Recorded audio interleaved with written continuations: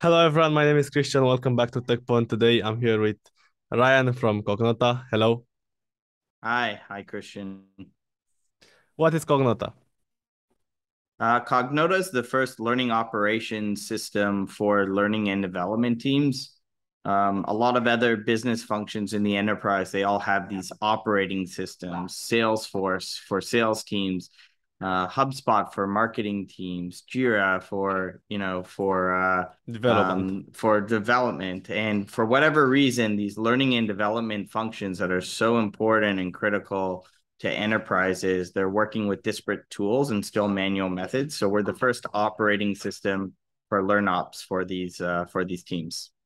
So please tell us how it works. Sure. A lot of enterprises and corporations, they either have one or many learning and development teams. It's a very decentralized function. Learning and development teams, they're sort of like product managers in a product company.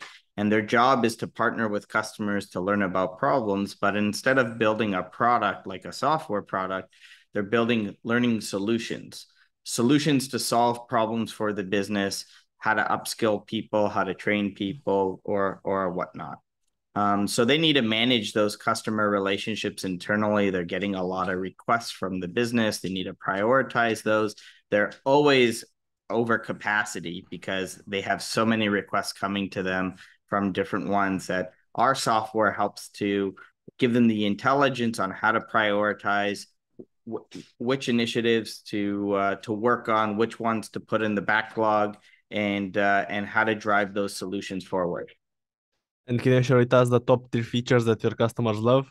I saw that you also have a ROI calculator. And I saw, yeah, it seemed amazing. Yeah. Thanks. Yeah. I mean, especially now when, there's a lot of uncertainty with the markets and companies are cautious about how they're spending. They want to drive more efficient operating models. And as the only learning and development operation system, we're very much behind that.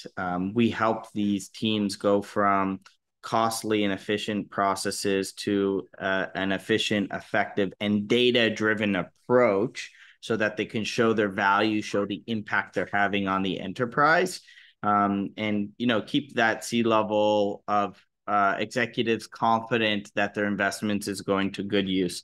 So the ROI calculator definitely helps to show the value that they can have on the organization, the inefficiencies or the costs that might be being spent that aren't as efficient as they could be, and giving them transparency on that so they can do better. We help them manage processes like intake, project planning, capacity tracking, content design, data analytics, and we're working on some cool stuff to do with strategy and evaluation. Okay, okay. And you said that you are the first and only platform to do this? Yeah, right now we're the first in the world, which is exciting. So you don't have any competitors? You always have competitors, but I wouldn't say they're direct competitors. And over time, as we continue to mature this platform, I think we'll get compared less and less to, for example, like a project management tool. The reality is, however, even though we do get compared to sometimes, just because there's some education to go into learning operations since it's so new, somebody might say, well, can't they do this in Smartsheets? The reality is no, like the data models are built differently in a platform that's purpose built for L&D to solve L&D problems versus, a platform that's built to solve everybody's problems in the company because their business model is to capture all users in the company, right? Exactly, So exactly. yeah. So it would be like asking software developers to try and do their work in Smartsheets versus Jira. Could you do it? Maybe, but is it going to Yeah, be effective? Not as effective as it could be focusing on a purpose-built solution. that's a great example. And Hmm. let's talk about the pricing plans. Do you offer a free trial? We do offer a free trial. Yep. Mm-hmm. And I saw that there are basically two pricing plans. two pricing plans, and as we approach the new year, we're going to be introducing a starter pricing package as well, which is more of a freemium model, which is very exciting for us because sometimes there's learning and development teams that are slightly outside of our own ideal customer profile. Because as a business, we need to focus on things like unit economics, what are the right size contract values, things like that. But there's this whole group of people who we could help. They're just outside of our core business model. So rather than not helping them, we're going to introduce a starter pricing model, free forever for these smaller L&D teams. And, that way we can help them drive value on day one. It's going to be efficient and effective for them and cost affordable, given that it's free. And, in return, hopefully they start telling their friends about us in the industry. That's some great news. Congratulations. And Thank can you. you share with us some integrations of yours? Well, actually, Christian, we just launched what we call our connector marketplace, which is very, very exciting. And it's a marketplace with that where we have access to hundreds of endpoints to connectors or integrations. And so that's available on our website. And it's literally hundreds of integrations that are available from LearnOps to extend into the broader enterprise applications. Super. And can you share with us some successful stories of your clients? Yeah, there's been a lot of successful stories, which is amazing. There's this one healthcare company, for example, that during the pandemic, their L&D function got flipped upside down overnight, where they had to really help to support all of the pharmacies and all of the frontline staff on new compliance mandates and new regulatories and things like that. And it used to take them 10 days to get a request, to manage the request. And by streamlining processes and adding automation and helping them to better prioritize, we took the request time period down to 4 days. And, they had over 200 requests. So that's time savings of over 5 years in Wow. less than 1 year of using Cognota. Nice. When did you start the company?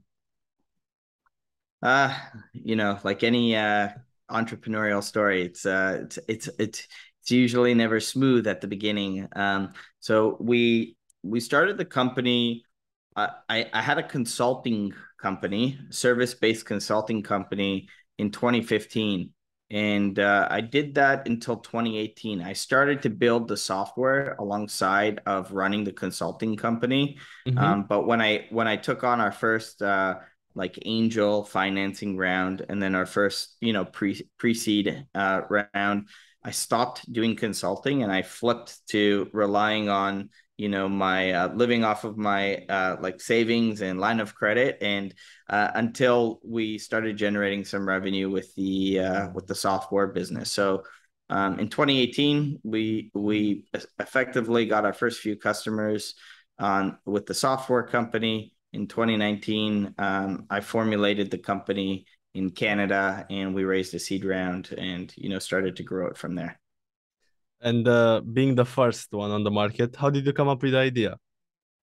Just being a consultant in learning and development and also having an entrepreneurial background, I was able to see the gap, and it started to really bother me. As an entrepreneur, you adopt things like the lean principle. You work quickly, Yeah. you make decisions by only having like 30% of the information, but it's enough where you're like, okay, let's go for it and we'll pivot or iterate after that.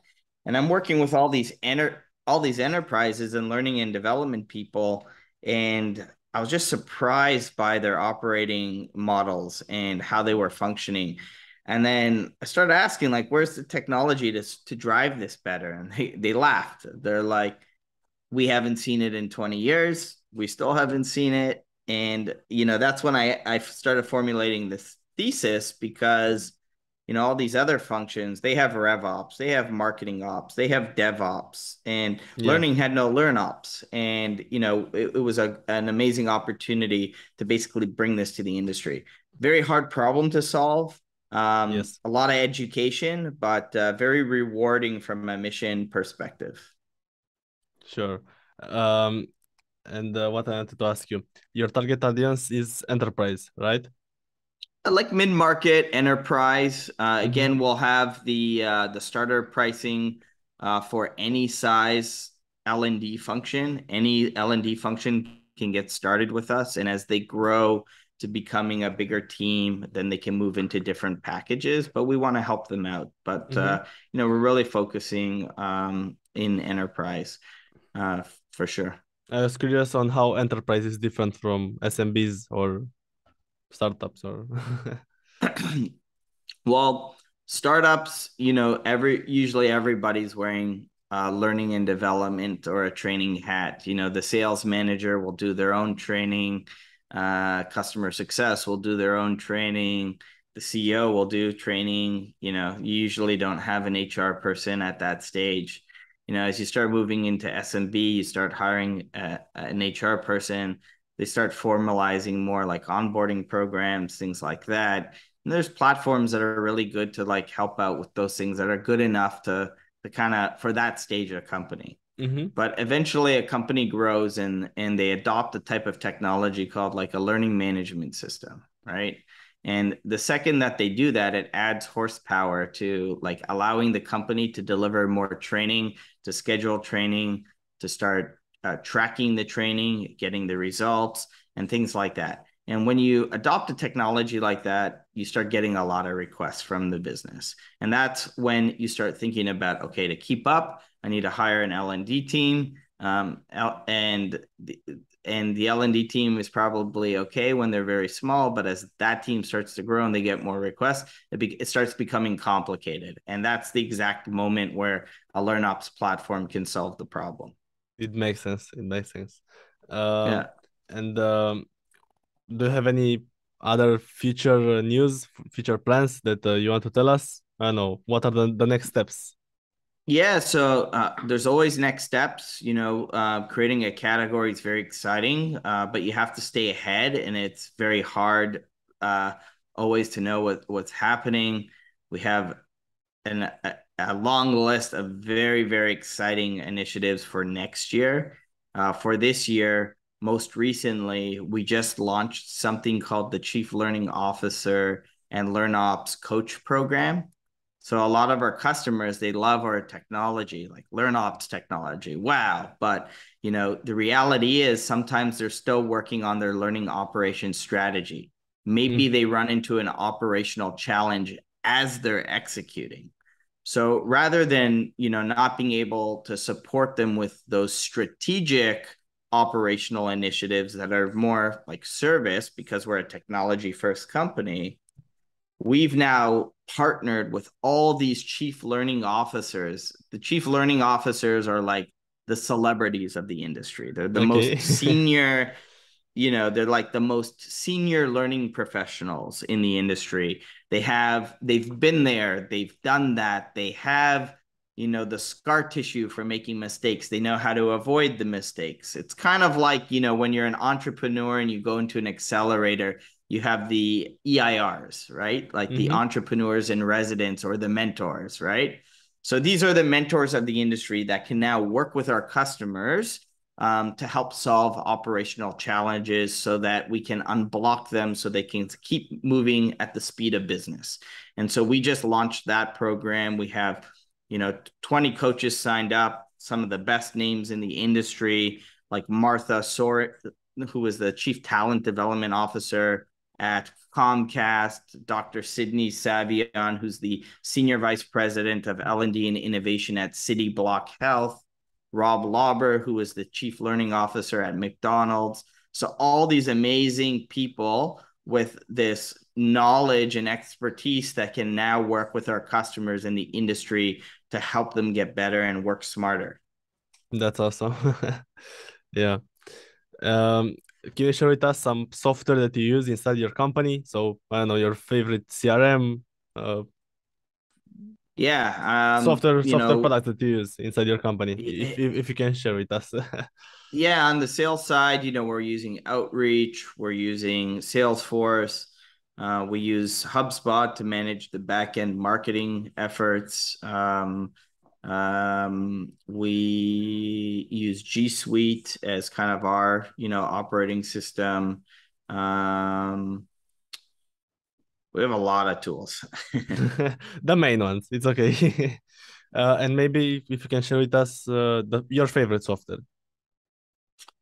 I like outreach a lot. It just, it really helps to take a job that's hard to do and add, some automation and help, a sales development rep do things faster and better and more organized so that they can focus on tasks and less on the administrative work.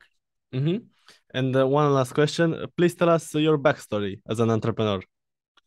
Yeah, I mean, it's I would say I've always been an entrepreneur. I've maybe had two jobs in my life. I actually dropped out of university, which is interesting because I run a learning and development company now.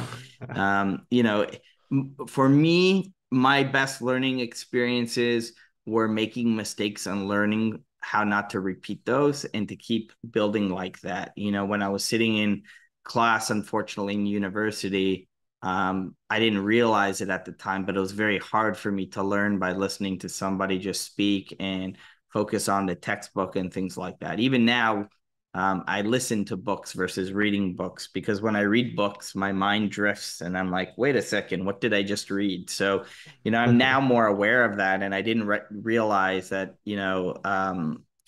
my challenges during university, but I was always focused on business. I built my first tech company out of my university dorm room. After that, I joined a company to lead some sales functions. I identified a new revenue business line for that company. I pitched the board to build it. And then after that company was acquired, that's when I started to do some consulting at the same time because I had no idea I was going to build a learning operation system. I Yeah. was doing consulting more from a cash flow perspective, and I liked the industry. And I built a technology company with my brother, which was a hardware technology company called Go Fish Cam that we sold to a private equity firm in 2019. And he was the main operator, the CEO. Eventually, I just became kind of a mentor investor. And when I started to build what's today Cognota. Hmm. Interesting story. And any key learnings that you've had from your journey and you Oh, can share with starting entrepreneurs? I mean, every day, I guess persistency is key. You need to be smart. You don't want to. A business doesn't fail. A business doesn't die, right? Only the person can kill it, and so you you need to be really smart.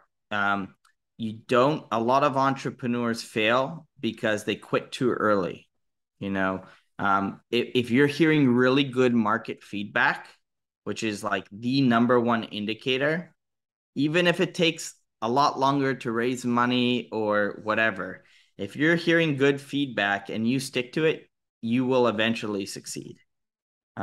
Now, on the flip side, if you're super passionate, but you're not hearing good feedback, you're not hearing about a good problem or solution, don't just love your idea and think you can succeed. Go out, take it in the back and shoot it in the head and go focus on the next one with the lessons you just learned. So you need to be really smart, but don't quit too early. That's why, in my opinion, most companies die is because the entrepreneur gives up way too early. These things take time. Absolutely perfect. I have no more words. Thank you so much for your advice and thank you so much for being here. I really appreciate it. Thanks, Christian. Enjoyed doing it. Thank you.